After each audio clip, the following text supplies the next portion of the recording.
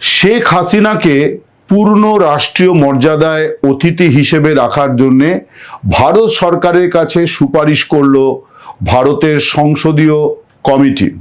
একটু দীর্ঘ শিরোনাম, একটু সহজ করে বলি যে ভারতের লোকসভায় বিদেশ মন্ত্রক সংক্রান্ত যে সংসদীয় কমিটি আছে, অর্থাৎ যে কমিটির সদস্যরা হলেন সংসদ সদস্য, সেই কমিটিতে চেয়ারম্যান কংগ্রেসের সাংসদ শশী থারুর। এই শশী থারুরের নেতৃত্বে বৃহস্পতিবার দিল্লিতে সংসদীয় কমিটির বৈঠক হয়েছে এবং সেই বৈঠকের পর একটি পূর্ণাঙ্গ রিপোর্ট, এই রিপোর্ট মানে হচ্ছে যে এই সংসদীয় কমিটির বিগত 1 বছরের পুরো রিপোর্ট তারা গতকাল সরকারিভাবে পেশ করেছে, অর্থাৎ সরকারের হাতে সমর্পণ করেছে যে এই হচ্ছে সংসদীয় কমিটির রিপোর্ট।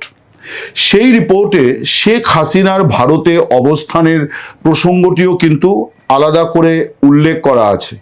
বাংলাদেশ সম্পর্কে বিস্তর কথা বলা আছে সেখানে, এবং তার মধ্যে আলাদা করে একটি প্যারা আছে শেখ হাসিনার ভারতে অবস্থান। শেখ হাসিনার ভারতের অবস্থানকে ভারতের সংসদীয় কমিটি কিভাবে দেখে না, তারা বলেছে যে শেখ হাসিনাকে যে ভারতে থাকতে দেওয়া হয়েছে, তাকে তিনি আসার পর ভারত সরকার যে তাকে গ্রহণ করেছে, এটা ভারতের সুপ্রাচীন ঐতিহ্যের একটি অংশ, অর্থাৎ যেটাকে ভারতের তরফে বলা হয় অতিথি দেবো ভব, অর্থাৎ অতিথি সেই ঈশ্বর, তিনি ভগবান। অর্থাৎ অতিথির সঙ্গে এমন আচরণ করতে হবে যেন তার সব কিছু সুরক্ষিত থাকে, তিনি যেন তার ভারতের আতিথেয়তায় কোনোভাবে আঘাত না পান, তিনি যেন ভারতের আতিথেয়তায় সন্তুষ্ট থাকেন।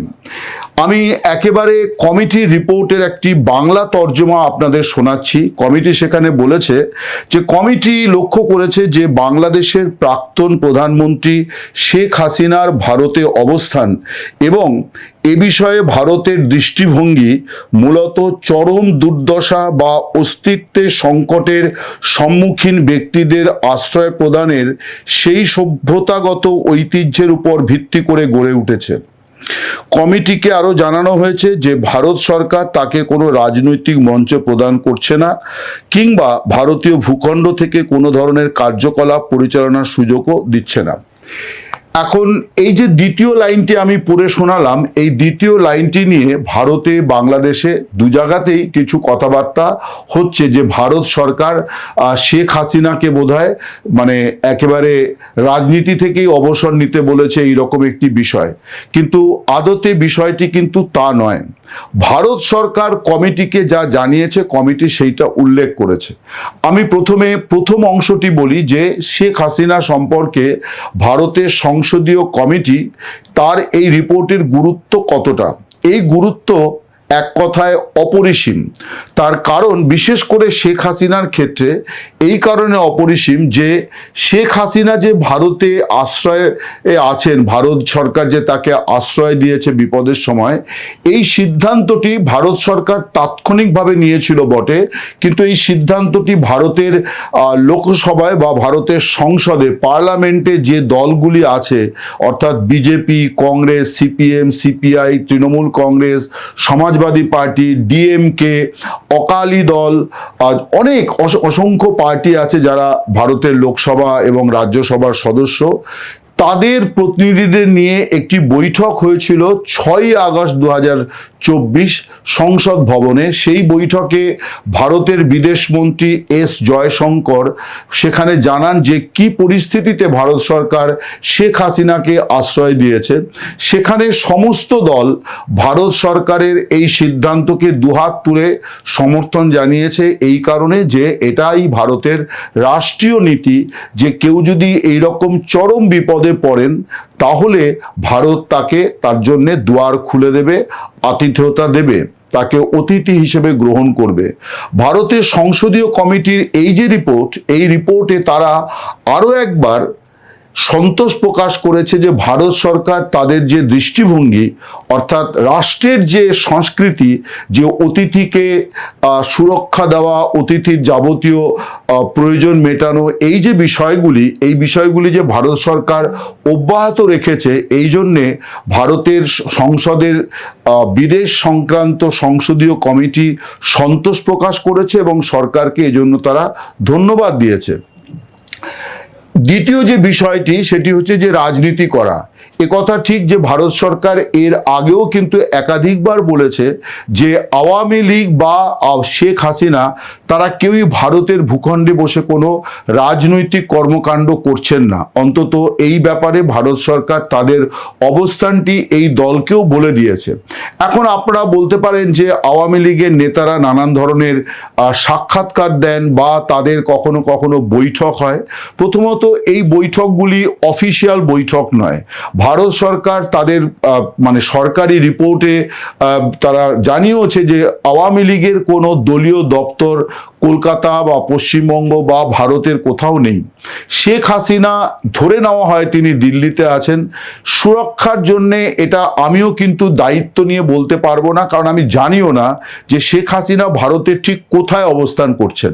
তিনি কি দিল্লিতে আছেন, নাকি দিল্লির বাইরে কোথাও আছেন, নাকি বাংলাদেশ সীমান্ত লাগোয়া ভারতের কোনো প্রদেশে আছেন, বা এই যে আমি যেখান থেকে কথা বলছি কলকাতা শহর, এই শহরেই যে তিনি অবস্থান করছেন না তারও কিন্তু আমি অন্তত গ্যারান্টি দিয়ে বলতে পারবো না। এই জন্যে বলতে পারবো না যে এটা জানার কোনো সুযোগ আমার হয়নি বা হবে বলেও চট করে এটা আমার মনে হয় না। তার কারণ ভারত সরকার শেখ হাসিনার নিরাপত্তার বিষয়ে চূড়ান্ত সতর্কতা অবলম্বন করে আসছে এবং সেটা অব্যাহত আছে। শেখ হাসিনা যে কথা বলেন, তার যে দায় মুক্তি প্রোগ্রামে তিনি যে কথা বলেন বা বিভিন্ন সোশ্যাল মিডিয়াতে তিনি তার দলের লোকজনের সঙ্গে যে কথা বলেন, সেটা কিন্তু কোনো প্রকাশ্য রাজনৈতিক কর্মকাণ্ড নয়। এই বিষয়েও কিন্তু ভারতের যে ব্যাখ্যা, সেই ব্যাখ্যাটি ভারতের প্রধানমন্ত্রী দিয়েছেন বলে বাংলাদেশের সাবেক প্রধান উপদেষ্টা মোহাম্মদ ইউনুস তিনি প্রকাশ্যে জানিয়েছিলেন। সেটি কিরকম না, 2025-এর এপ্রিলে আপনাদের মনে থাকবে যে ব্যাংককে বিমস্টেক সম্মেলনের ফাঁকে মোহাম্মদ ইউনুসের অনুরোধে ভারতের প্রধানমন্ত্রী নরেন্দ্র মোদী তার সঙ্গে একটি দ্বিপাক্ষিক বৈঠকের বসেছিলেন। সেই বৈঠকে মোহাম্মদ ইউনুস তিনি পরবর্তীকালে বৈঠকের পরে তিনি দাবি করেছেন যে তিনি নরেন্দ্র মোদীকে বলেছিলেন যে শেখ হাসিনাকে আপনারা আশ্রয় দিয়েছেন, ঠিক আছে তিনি ওখানে থাকুন, কিন্তু তিনি যেন ওখানে বসে যে রাজনৈতিক বক্তব্য দিচ্ছেন এইটা আপনারা বন্ধ করুন। জবাবে নরেন্দ্র মোদী কি বলেছিলেন না, নরেন্দ্র মোদীর বক্তব্য কিন্তু নরেন্দ্র মোদীও প্রকাশ করেননি, ভারত সরকারও প্রকাশ করেনি, প্রকাশ করেছেন মোহাম্মদ ইউনুস। মোহাম্মদ ইউনুস প্রকাশ্যেই জানিয়েছিলেন যে নরেন্দ্র মোদী এই কথার জবাবে তাকে বলেন যে ভারতে সমাজ মাধ্যমে কথা বলার অধিকার সকলের জন্যই আছে, ফলে আলাদা করে কোনো কে অতিথি আর কে দেশের নাগরিক এই বিষয়ে কোনো ভাগাভাগির বিষয়টি নেই। ফলে শেখ হাসিনা যদি সমাজ মাধ্যমে কোনো কথা বলেন তার মুখে তালাচাবি লাগাতে যাবে না ভারত সরকার। এটি হলো ভারত সরকারের প্রথম একটি অবস্থান। দ্বিতীয়ত যেটা আমার কাছে যেটুকু যা খবর, যে শেখ হাসিনা যে সমাজ মাধ্যম ব্যবহার করেন সেগুলো ভারতীয় ডোমেইন নয়, তিনি অন্য কোনো ডোমেইন ব্যবহার করেন। ফলে কথা তিনি যেটা বলেন সেটা হচ্ছে তিনি তার দলের যারা নিপীড়িত, শোষিত, বঞ্চিত যারা এই মুহূর্তে তাদের সঙ্গে একটি মাত্র প্রকাশ্য প্রোগ্রাম, সেটি হচ্ছে দায় মুক্তি বলে আওয়ামী লীগের একটি নিয়মিত প্রোগ্রাম আছে। এই যে আগামীকাল শনিবার, আবার আগামীকাল শনিবার রাত 9টায় বাংলাদেশ সময় রাত 9টায় শেখ হাসিনা ওই ফেসবুকে যারা আক্রান্ত ব্যক্তি, যারা অসুস্থ আছেন এখন বা যারা মারা গিয়েছেন তাদের পরিবার পরিজনের সঙ্গে তিনি কথা বলবেন এবং শেষ পর্যন্ত তিনি একটি ভাষণও দেবেন। এছাড়া তিনি যে কর্মকাণ্ডগুলি করেন, অর্থাৎ তিনি যে কথাবার্তা বলেন সেগুলো কিন্তু খুব সাধারণ, অর্থাৎ একজন অতিথি তাকে কিন্তু ওইভাবে মুখে লিকোপ্লাস চেপে দেওয়ার কোনো মানসিকতা বা কোনো ভাবনা ভারত সরকারের নেই। ওই অধিকারটুকু কিন্তু একজন ব্যক্তি, তিনি স্বদেশী হন আর বিদেশি হন, তারও আছে। আপনারা জানবেন যে তসলিমা নাসরিন ভারতে আশ্রয়ে আছেন। তিনি বিভিন্ন সময়তে ভারতে বসে কিন্তু তার অভিমত ব্যক্ত করেন। তার অনেক কিছুই আছে, তিনি মানে সবচেয়ে বেশি সরব বাংলাদেশের মৌলবাদ, ইসলামিক মৌলবাদের বিরুদ্ধে তিনি, তার যেমন লেখালেখি তেমনি তিনি যখন কোথাও বক্তৃতা করেন, ভাষণ দেন, তখনও কিন্তু তিনি এইভাবেই কিন্তু তার অভিমত ব্যক্ত করেন। যেমন আগামীকাল শনিবার কলকাতাতেই তার অনুষ্ঠান আছে। তিনি দীর্ঘ প্রায় 2 দশক, মানে বলতে গেলে 19 বছরের খানিকটা বেশি সময় পর তিনি কলকাতায় আসছেন। কারণ 2007-এ তার বিরুদ্ধে একটি বিক্ষোভ সংগঠিত হয়েছিল, তখন তাকে এই শহর ছেড়ে যেতে বলা হয়েছিল। খুবই দুর্ভাগ্যজনক সেই ঘটনা, কলকাতার জন্য অত্যন্ত লজ্জাজনক সেই ঘটনা, যে একজন লেখিকাকে উগ্রবাদী লোকজনের বক্তব্যের বা দাবির মুখে এই শহর ছেড়ে চলে যেতে হয়েছিল। তিনি কিন্তু আবার কলকাতা শহরে এসছেন এবং তিনি বিগত কয়েকদিন ধরে কিন্তু আবার তার যা বক্তব্য, সেই বাংলাদেশের বিষয়েও কিন্তু তিনি নানান বক্তব্য পেশ করছেন, যে কিভাবে বাংলাদেশ মৌলবাদীদের দখলে চলে গেছে, এটা তার অভিমত। এখন এই যে বক্তব্য তিনি পেশ করেন, এই রকম কোনো কন্ডিশন তাকে দেওয়া হয়নি যে আপনি বাংলাদেশের বিরুদ্ধে মুখ খুলতে পারবেন না, কারণ এটা সম্ভব নয়। আন্তর্জাতিক অনেক আইন আছে এবং শেখ তসলিমা নাসরিন শুধু ভারতে বসে বাংলাদেশের বিরোধিতা করেন, তার নিজের দেশের রাজনীতির বিরোধিতা করেন, মৌলবাদী রাজনীতির বিরোধিতা করেন, এমনটি নয়। তিনি অন্য দেশেও যখন থাকেন, যখন সুইডেনে থাকেন, যখন ব্রিটেনে থাকেন, যখন মার্কিন যুক্তরাষ্ট্রে থাকেন, তখনও করেন। সব দেশের ক্ষেত্রেই কিন্তু এই একই আইন বলবৎ আছে, যে ব্যক্তি তার বক্তব্য বলতে পারেন। কেউ সেটাকে রাজনীতি বলতে পারেন, কেউ সেটাকে বলতে পারেন হস্তক্ষেপ বলতে পারেন, কিন্তু এটা তো একটা অভিমত।